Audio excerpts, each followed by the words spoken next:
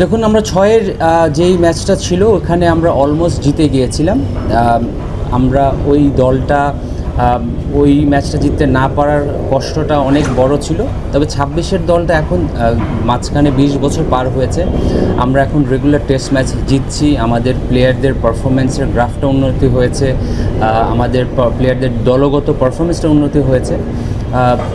একটা জিনিসই খালি দর্শক হিসাবে যেটা মনে হচ্ছিল যে অস্ট্রেলিয়া শেষ পর্যন্ত ছেড়ে কথা বলবে না, তারা যে কোনো সময় কামব্যাক করার চেষ্টা করবে এবং করার চেষ্টা তাদের রক্তের মধ্যে সেই জিনিসটা আছে। বাট যেভাবে বাংলাদেশ টিম তাদের নার্ভ ঠান্ডা রেখে টিমের প্ল্যান অনুযায়ী ঠান্ডা মাথায় ক্রিকেটটা খেলেছে এবং শেষ পর্যন্ত জয়টা নিয়ে আসতে পেরেছে, এইটা ওয়াজ আউটস্ট্যান্ডিং।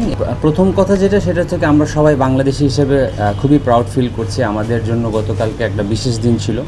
বিশেষ করে আমরা যারা ক্রিকেটের সাথে রিলেটেড আগে খেলেছি বা কাজ করছি, বা আপনারাও যারা আছেন সাংবাদিকতা করছেন, আমি 100% শিওর হয়ে বলতে পারি যে সবাই খুবই খুশি হয়েছে, সবাই খুবই আবেগতাড়িত হয়েছে এবং আমি বিশ্বাস করি এটা পুরো জাতিকে ইন্সপায়ার করেছে।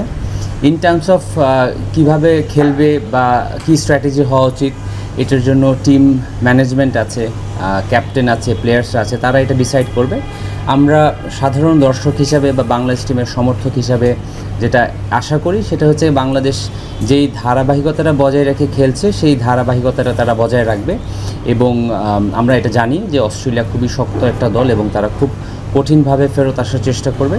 বাট বাংলাদেশ টিম যেভাবে ক্রিকেট খেলছে এই ধারাবাহিকতা যদি বজায় রাখে, এটা তো আমরা সবসময় বলি, বিশ্বাস করি।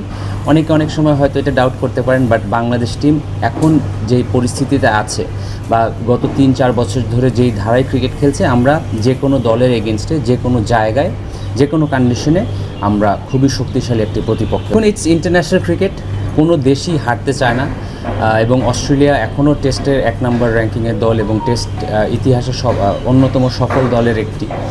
তারা অবশ্যই সেকেন্ড ম্যাচে খুব শক্তভাবে কামব্যাক করার চেষ্টা করবে। আর তারা যেহেতু তাদের হোম কন্ডিশনে খেলছে, ডেফিনেটলি তারা আরও অনেক বেশি উজ্জীবিত হবে। আমরা এটা এক্সপেক্ট করতেই পারি।